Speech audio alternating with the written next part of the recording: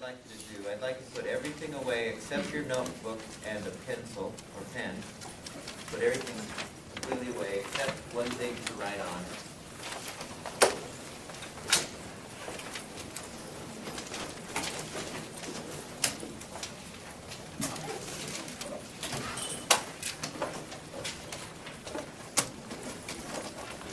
Okay, now I'm going to count you off, and I'd like you to, I'll tell you what to do after I give you a number, so watch the number that I give you.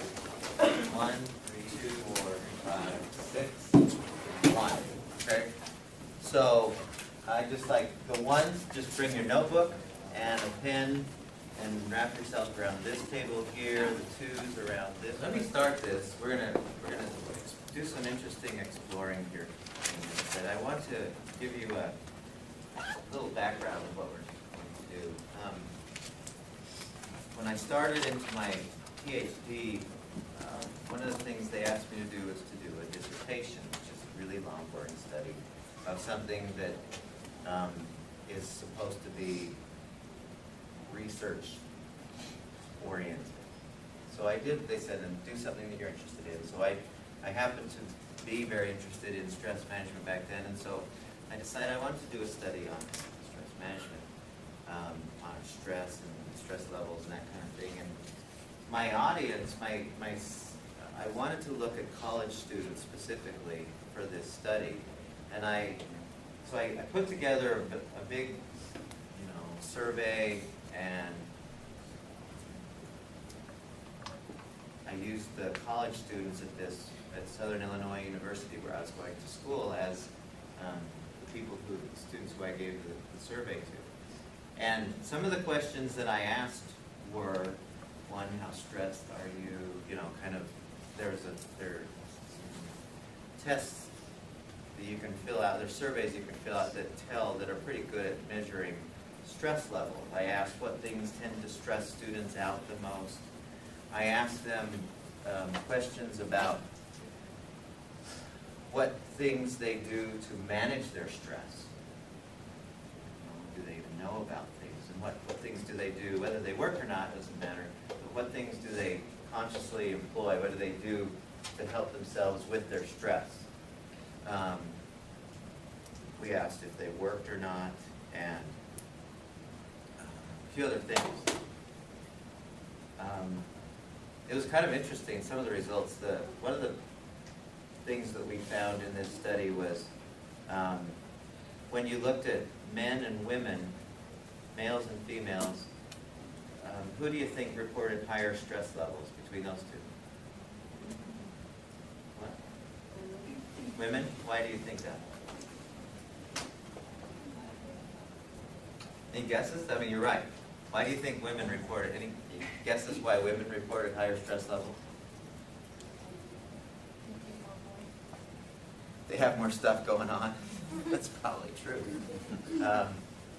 Maybe in general, women tend to be more emotional with things. They take things personally. So when something bad happens to them, it's not just like, oh, this just happened.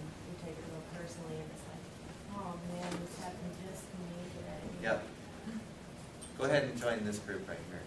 Yeah, they're a lot closer to their emotions, but also they internalize and personalize things. Is that what you're trying to say? Yeah, when a guy, it's like, oh, that happened, okay, whatever. Or a girl, that happened, oh my God, that happened. And it becomes more closely emotional. What about freshmen, sophomores, juniors, and seniors? Who do you think reported higher stress levels of those four groups? Freshmen. Freshmen? Why do you think so? Not used to school life and all that. It's pretty scary when you're a freshman. Yeah. Any other guesses? Jake, say senior, how come? You gotta make something of your life after that. Yeah, they're starting to think about what's next. Well, that's accurate. The freshmen and seniors reported higher stress levels than did the sophomores and juniors. We tested, the research shows, who would you guess is the more stressed? Single, married, or divorced people? I think divorced? Why do you say married so immediately? That just makes sense. Married and no kids, I should say. There was a married and kids, a married and no kids. It makes sense. How come? Because when you're single, you don't have to worry about paying the monthly rent, so this other person can be with you. Or, I don't know, I'm not married, so I'm just saying. The studies seem to show that of all of those groups, married people are the happiest.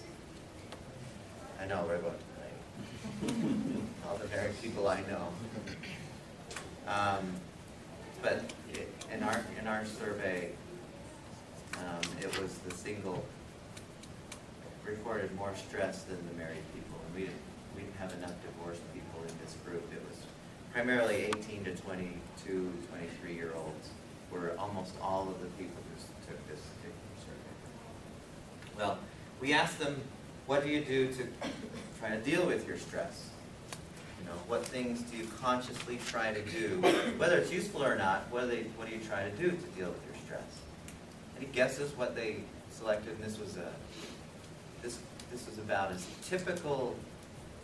I mean, if you looked at like Utah schools, they're not very typical because the population of Utah and the culture of Utah is different than most every other state with the religion, the predominant religion, and students are older and so many more are married. This particular one there, it was very 18 to 24-year-olds, 19 to 24-year-olds.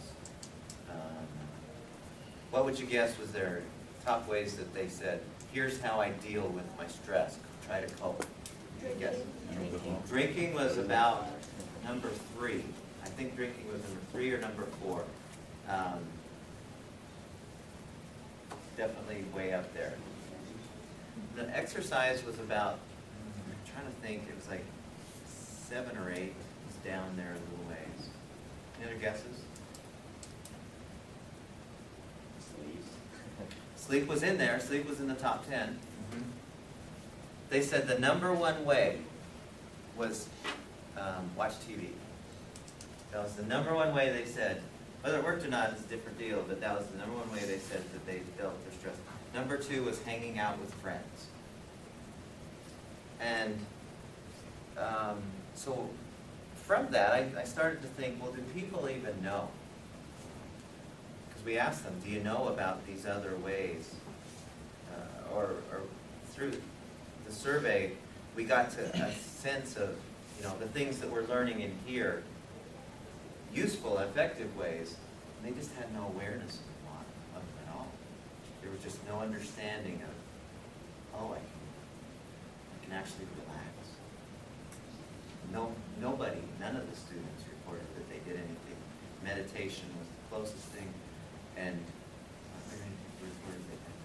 yoga was growing. I mean, you could tell there was some inching towards yoga. But I thought it'd be interesting from that. I thought it would be interesting to have a class on kind of a, what else can I do? I mean, we do all the main things in here, but you know, some people fish as their stress management. You know, and I think if you feel better afterwards, go for it. And there's a lot of things that people do that are like that seem to work, seem to be beneficial, or they try things that may not necessarily work, but they think this is what I know. So what I'd like you to do in your groups is just for a minute, I'd like you to brainstorm just for 2 or 3 minutes, just write down as fast as you can. I'd like one person to kind of be your spokesperson or write down the stuff that you're going to come up with. And then I want you to write down everything that you can think of that people do, whether it works or not doesn't matter. That everything you can think of that people do, you yourself or people you know, to help themselves cope, to help themselves reduce their stress. When they are stressed, it's like the answer, like if they ask themselves, how stressed, I'm really stressed today, so I'm going to, and then what would they do? Okay? So just take 2 or 3 minutes and just unload on the papers. Just select somebody to be the writer, and then just let it fly as quickly as possible. So go ahead and go. You volunteer? I'll write it down. Okay. Doesn't matter if it's effective or not. Doesn't matter if it works. Just Cool. I think it's get hard. the. So, yeah, I'm sure. What I'd like to do from this point on is let's